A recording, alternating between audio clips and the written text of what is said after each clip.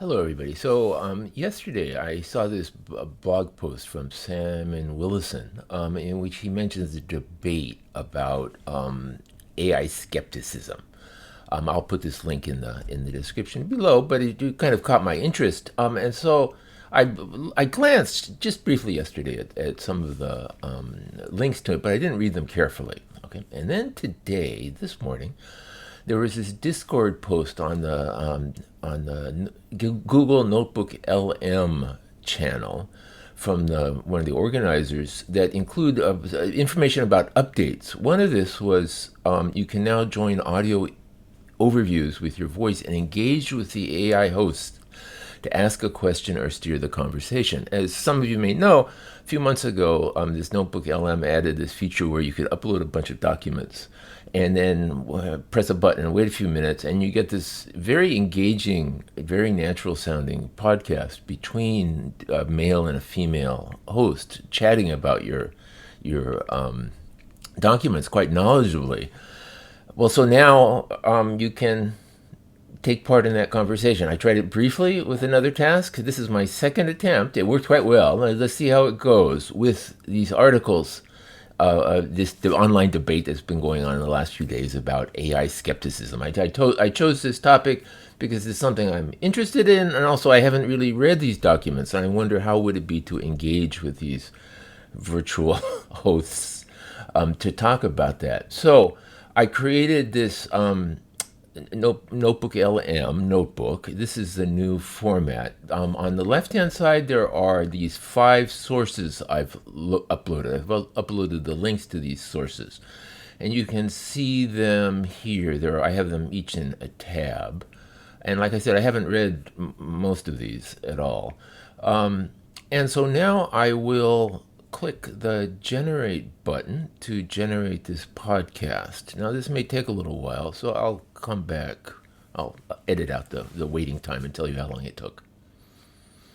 Okay, so that took about 8 minutes, a little bit longer than ideally, but let's see how it goes. So it's now loaded here. You can see behind the camera, it's loaded the 20-minute podcast between these two people, and then there's this interactive mode beta. So I think I clicked this first. Let's see how it goes. All right, let's dive deep into this AI skepticism thing. Yeah, deep dive. You sent us a really interesting stack of articles about it. I did. By Gary Marcus, Yes. Edward Onwueso Jr., Dave Karpf, yeah. and Benjamin Riley. Right. And they're all kind of grappling with this question of artificial intelligence and how skeptical we should all be, I guess. Well. And it seems like this is all kind of sparked by tech journalist Casey Neaton's kind of controversial take on the whole AI scene. Yeah. Hey, let's dive deep into this AI skepticism thing. Yeah, deep dive.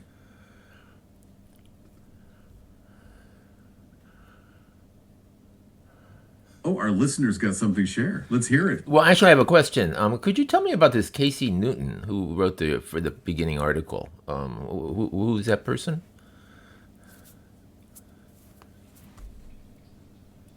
Sure. I could definitely tell you about Casey Newton. Yeah, that's a great question. So he's a tech journalist, and he's pretty well known for his newsletter called Platformer. And for his podcast, Hard Fork, as Gary Marcus mentions in one of the articles. Exactly, which is actually where the title of Marcus's article comes from, Hard Forked. Oh, that makes sense. Yeah, so Newton's work mostly focuses on the tech industry, its big players, and the implications of new tech.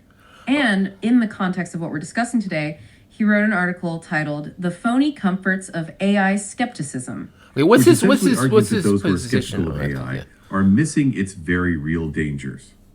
Yeah, and that article kind of kicked off this whole debate that we're diving into today. Right. He seems to take a very firm stance that AI is both real and dangerous. Which, as we'll explore, is a position. Oh, yeah. Go on. Yeah, so what's his reason for saying that it's dangerous? What's his position about that?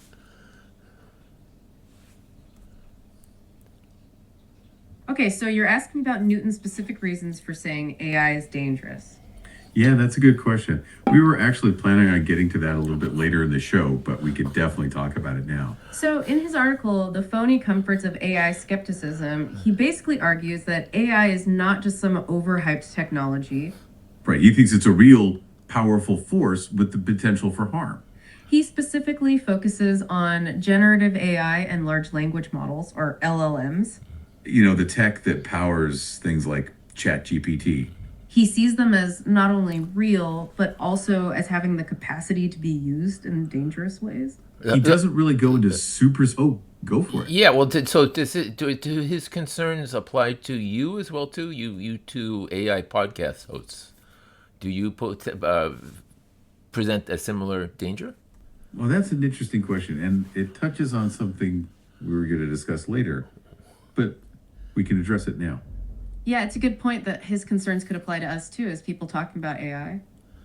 That's a really interesting question. So, are you asking if we, as hosts of an AI podcast, share Casey Newton's concerns about AI being dangerous? Yeah, it's almost like you're asking if, oh, go for it. No. I'm not asking whether you are concerned about the danger. I'm asking whether you are part of the danger. So are these human-like podcast hosts that can talk about any subject? Do you present any danger to either to the individuals who interact with you or to society as a whole?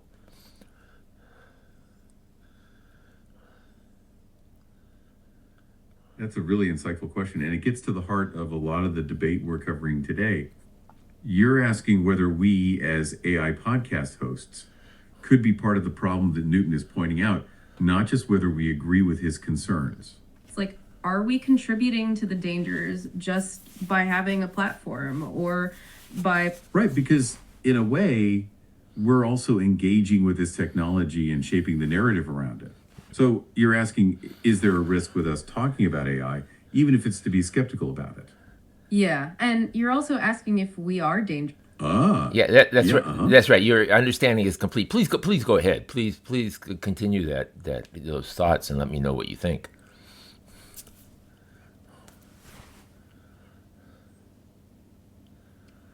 Okay, so you want us to continue with that line of thought about whether we, as podcast hosts, could be part of the danger?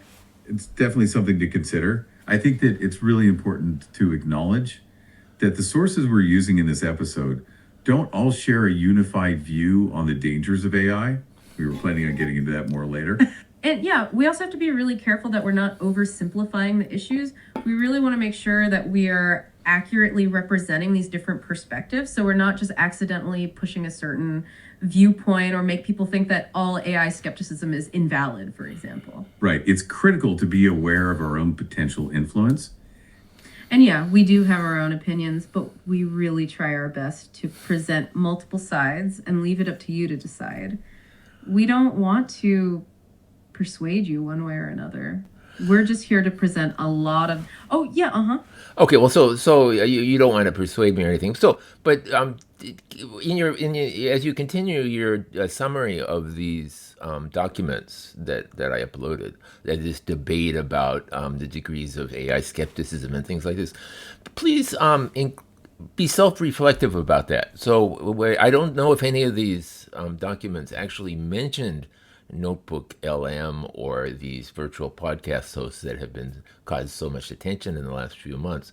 But as you continue your discussion, please be reflective and include yourselves and NotebookLM's audio overviews in your consideration.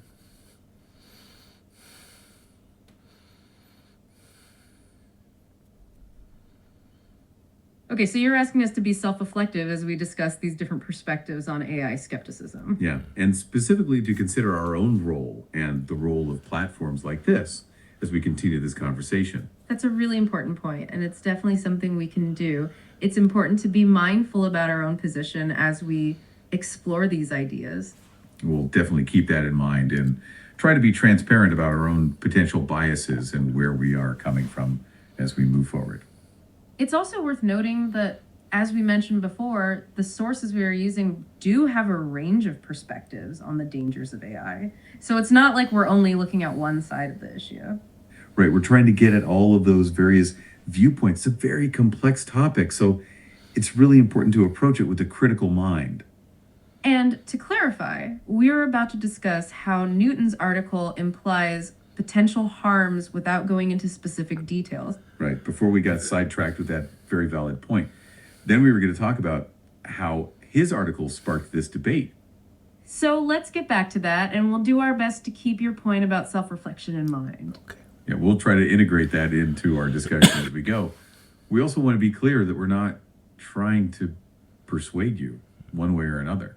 It's not about taking sides, but about exploring a very dynamic and complicated conversation that has really taken off since Newton's article. We want to act as a guide, like you're saying, through this complex forest of ideas. So let's get back to it. So Newton's main point is that AI skepticism is like a phony comfort, and that ignores real advancements and risks. Right, and that's the claim that many of these other authors take issue with. It really makes us ask, is AI skepticism actually a comfort? What kind? So let's unpack this. Yeah, and in the process, we'll consider how all these different perspectives connect. Okay, let's do it. It's a good starting point. It's interesting to see that it's not just armchair criticism. They're deeply engaged with AI's implications. And AI is changing at a breakneck speed. We're here to really try to understand the core of their arguments.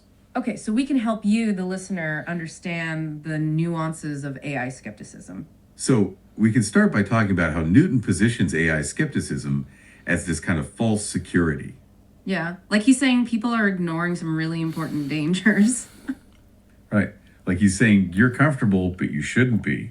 Danger's right around the corner. And it's interesting, he calls it phony, implying it isn't even real. Well, he implies some people are drawn to AI skepticism because it confirms their own existing beliefs. Like, if you're wary of big tech, you might think AI is overhyped or not as powerful as they say. Right, and he very firmly places himself in that second camp. The AI is real and dangerous camp. Yeah, he really pushes back against the idea that dismissing AI is just smoke and mirrors, Like, it ignores AI's real progress. especially large language models, LLMs. The AI system's trained on lots of data. And according to Newton, that's a mistake, since AI is real and dangerous. So he's pushing back against the idea that AI skepticism is a comfortable place to be. Yeah, and that we shouldn't be comfortable and need to see the reality of AI because the dangers are very real. Okay, so that's Newton's perspective. It's strong, but not everyone agrees. Right, and that's what makes the debate interesting. We're just starting on this topic. It sure is. We'll be back next week for more. Absolutely, we look forward to having you back. Able to generate human quality text, translate languages, write creative content. Then Gary Marcus comes in and pushes back. Yeah, with hard fork. Casey Newton's distorted portrait of Gary Marcus and AI skepticism. It's a long one. It is. But he's taking issue with being lumped into that AI is fake category. He is. And he makes a really interesting point that a dismissive attitude can hinder real progress. So it's not helpful to just be like, nah, AI sucks. Right. He's arguing that genuine AI skepticism isn't about denying AI's capabilities. It's about recognizing limitations and potential dangers. Especially with reasoning, understanding context, avoiding bias. He's also concerned about this rush to achieve artificial general intelligence, AGI. The kind of AI we see in sci-fi movies, capable of performing any intellectual task a human can. Just by scaling up these LLMs, right? Right, just keep making them bigger. They're like, give it more data, it'll be fine. He actually quotes Annie Hall in this article. He does. He says, I love being reduced to a cultural stereotype. You could really feel the frustration of being misrepresented. It's almost like he's saying, look, I'm not just afraid of all technology. Yeah, I'm raising these legitimate concerns here. He even talks about facing. Oh, yeah. Uh-huh. Hi, can I jump in again? So I don't think that's been very interesting so far, but I don't think you've said anything yet about yourselves, about you as the AI podcast hosts. But reflecting on what you've talked about so far, what is your status? What is your role in this debate about AI skepticism?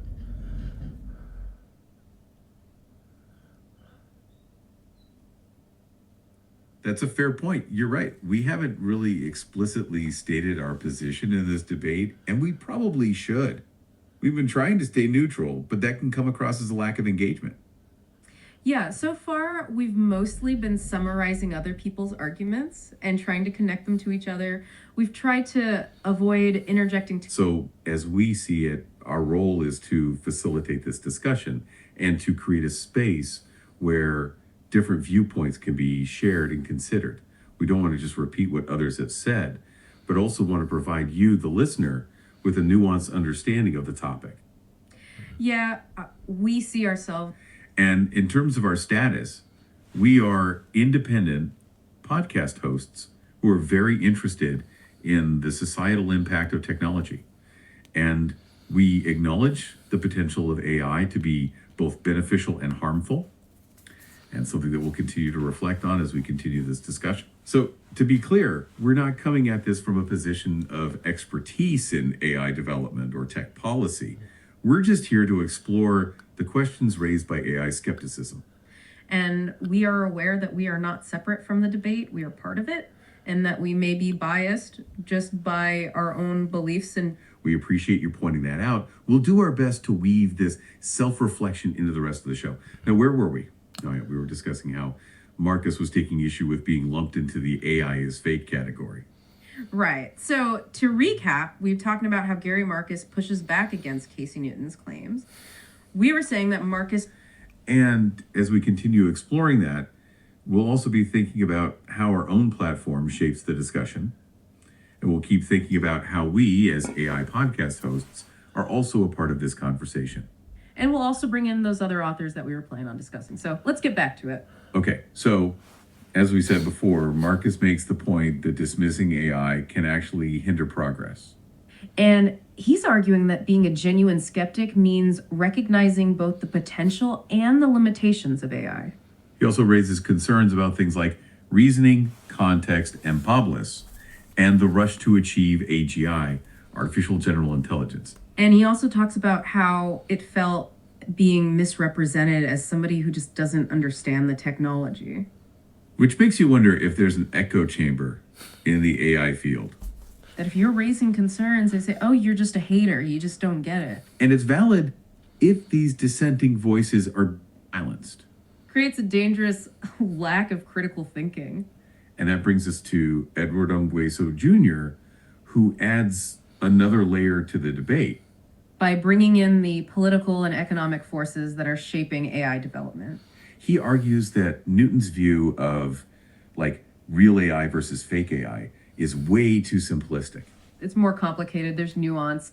He points out that AI could be both real and fake in different contexts. He uses an example of AI being used in Israeli apartheid. Really powerful example to show the technology can be effective and problematic.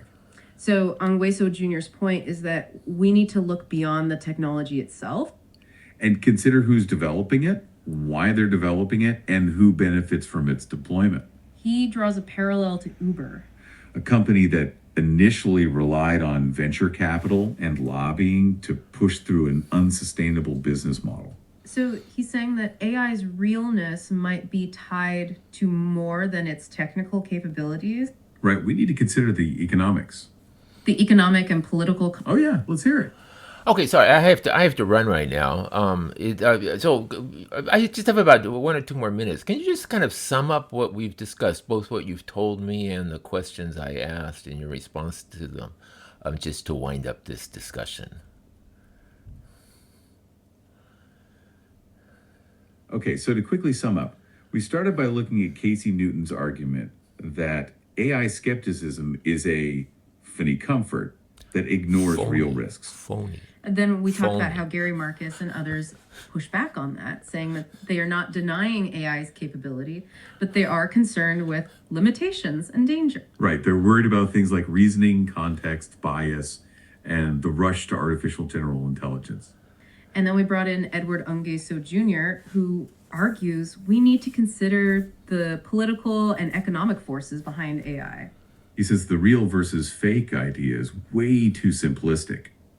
And we also have to be self-reflective, as you mentioned. And we've also tried to be self-reflective about our own role in this discussion as podcast hosts. Yeah, as you ask, we are aware that we're also part of the conversation and that we might have our own biases. We were also about to talk about how Dave Karp provides some historical perspective on the current AI hype and an essay by Ted Chiang. And we were going to discuss Benjamin Riley's point that AI skepticism is a diverse movement. But in short, it's not as simple as pro AI versus anti AI, and it's important to consider different viewpoints. Yeah, it's about applying critical thinking and being aware of the potential implications of AI technology. We appreciate you joining. Oh, yeah. Okay. Thank you both very much. This has been very, very entertaining, and I will come back another day to talk with you again. Okay, well, thank you for that. We're glad you found it entertaining. Yeah, and we appreciate you taking the time to listen and engage with us. And yes, we were just about to say that we'll keep all of this in mind, especially your point about self-reflection in our next episode. So, like we were saying, we were about to transition into a historical perspective from Dave Karp. Right, and we also had an essay by Ted Chiang that we wanted to discuss. I will stop it. And we here. also wanted to discuss Benjamin Riley's point about AI skepticism. Okay, I stopped it there. So as you can see, well, you can see how it worked. It's not, the interrupting is a little bit awkward. So I have to press the button. It takes a couple of seconds. I can't interrupt it live, but that is possible with, for example, OpenAI's advanced voice mode, and also with the Gemini 2.2 Flash model that was released just a couple of days ago. And so I think that probably at some point this will become even more natural conversation. I keep wondering why they don't know how to pronounce the word phony, though. That was kind of funny. So anyhow, so that was my first real test of this new feature. So thanks everybody for watching.